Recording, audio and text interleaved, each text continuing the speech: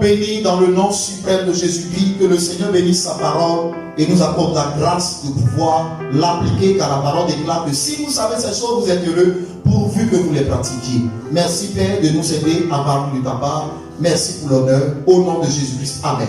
Que Dieu nous bénisse. Nous sommes là pour la suite de Mes choix, ma destinée. Et je rappelle que nous avons vu, veuillez voir la vidéo précédente pour le résumé du message. Aujourd'hui, nous allons voir les choix les plus importants de la destinée des morts. Je rappelle que nous avons fait savoir que chaque choix que vous faites a une portée sur votre destinée. C'est pourquoi ce thème, mes choix, ma destinée. Parce que chaque choix que vous faites peut modifier votre destinée. Chaque choix que vous faites peut apporter de la bonté à votre destinée. Nous allons voir les choix les plus importants de la vie des morts. Le premier choix, le choix du vrai Dieu. Choisissez le vrai Dieu. Le Dieu que vous choisissez sur la terre va définir votre vie sur cette terre et même votre vie après la mort. Et le livre de Josué, chapitre 24, le verset 15, est un avertissement que Dieu nous donne. Allons au verset 14. Maintenant, craignez l'Éternel et servez-le avec intégrité, fidélité. Faites disparaître tous les dieux qu'ont servi vos pères de l'autre côté du fleuve et en Égypte et servez l'Éternel. Et si vous ne trouvez pas bon de servir l'Éternel, choisissez aujourd'hui qui vous voulez servir. Ou les dieux qu'ont servi vos pères au-delà du fleuve, ou les dieux des Amoréens, les dieux desquels vous habitez. Moi et ma maison, vous servirez l'Éternel. Je veux vous exhorter à choisir le véritable Dieu. Et le Dieu que nous servons, le Dieu que moi je sers, s'appelle Jésus-Christ. Faites le choix de le suivre. Parce que le Dieu que vous choisissez de servir étant vivant va déterminer même l'avenir de votre âme après la mort. Deuxièmement, il faut savoir choisir votre église et il faut savoir choisir votre pasteur. 1 Corinthiens chapitre 3, le verset 10 au verset 11. C'est à l'église qu'on définit le type, la qualité de la destinée à laquelle vous êtes appelé. C'est à l'église que Dieu vous restaure. Dieu choisit un homme qu'on appelle votre pasteur qui vous aide. On ne choisit pas une église à cause de sa renommée ou à cause de la beauté. On a choisi selon les critères. Et l'un des critères que nous allons voir aujourd'hui se trouve en 1 Corinthiens chapitre 3, le verset 10 au verset 11 que je lis. La Bible enseigne, selon la grâce que Dieu m'a donnée, j'ai posé le fondement comme un sage architecte et un homme a bâti dessus. Mais que chacun prenne garde à la manière dont il bâtit. Car personne ne peut poser un autre fondement que celui qui a été posé, à savoir Jésus-Christ.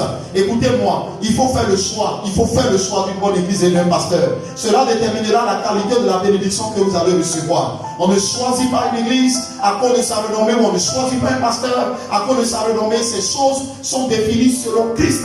La Bible dit que si quelqu'un vient vers vous et qu'il vous présente un fondement autre que Jésus-Christ, qui est le fondement qui est là, mes frères, la Bible dit qu'il n'est pas digne d'être suivi. Le troisième type de choix qui peut modifier négativement, positivement notre destinée, c'est le choix de votre conjoint. Aujourd'hui, des personnes ont pris à la légère le choix de la personne avec qui ils vont vivre. Écoutez-moi, si vous voulez courir, il faut vérifier la personne avec qui vous courez. Le rythme de la personne avec qui vous courez vers le sommet va déterminer la période dans laquelle vous allez arriver au sommet. Et je vous assure, il faut faire attention au choix de votre conjoint. Peut-être que les gens sont aujourd'hui en train de vous dire, pourquoi n'es-tu pas marié depuis ce temps? Il faut prendre votre temps. Attendez le temps de Dieu. Aujourd'hui, les personnes ont eu leur vie détruite parce qu'ils ont choisi la mauvaise personne. Lorsque vous allez lire le livre de Juge au chapitre 13, le verset 16 au verset 17, la Bible nous enseigne que la vie d'un homme a été abrégée. Son nom était Samson. Son nom était Samson. Savez-vous pourquoi? Parce qu'il a fait le mauvais choix. Il a choisi Delilah. Delilah était une dame très très dangereuse et dont le nom signifie diluée et coquette. La Bible même nous enseigne dans le livre de Job chapitre 2, le verset 9 au verset 10. Une femme qui était bien quand Job était riche, qui était bien quand les enfants étaient là, et un jour qui chante de façon parce que Dieu a accepté que le diable puisse éprouver Job. La Bible dit dans ce verset, Job 2, verset 9 à 10, qu'elle lui dit, maudit Dieu et meurs. C'est l'heure pour moi de bénir Dieu pour la dame que Dieu a mise près de moi. C'est l'heure pour moi de bénir Dieu. Je crois et j'ai la foi que j'ai fait le bon choix. Je salue mon épouse au passage. Que Dieu te bénisse, chérie. Faites le choix d'un bon conjoint. Cela peut modifier votre destinée et votre parcours vers le sommet. En dernier lieu, attention à vos amis. Le dernier type de choix qui définit votre destinée, c'est vos amis. Les personnes qui sont près de vous, vos collaborateurs. 1 Corinthiens 15, verset 33 dit, les mauvaises compagnies corrompent les bonnes mœurs. Je vais paraphraser. Cela veut dire que si tu as une mauvaise compagnie ou un faux collaborateur près de toi, cela va infecter ta vie. Cela va infecter ta vie. Ne vous attachez jamais, écoutez ce conseil, aux amis ou aux collaborateurs qui n'ont pas les mêmes yeux que vous. Qu'est-ce que ça dit? Aux gens qui ne voient pas l'avenir de la même manière que vous. Aux gens qui n'appréhendent pas la vie de Dieu telle que vous. Il y a des amis qui vous éloignent de Dieu. Il y a des amis qui vous éloignent de vos objectifs. Il y a des amis même qui ont volé vos projets. Il faut toujours prier pour demander à Dieu, aide-moi à savoir choisir mes amis. Mes frères, nous allons nous arrêter là pour aujourd'hui. Je rappelle que ce sont les choix les plus importants de votre vie. Premièrement, il faut savoir choisir le vrai Dieu.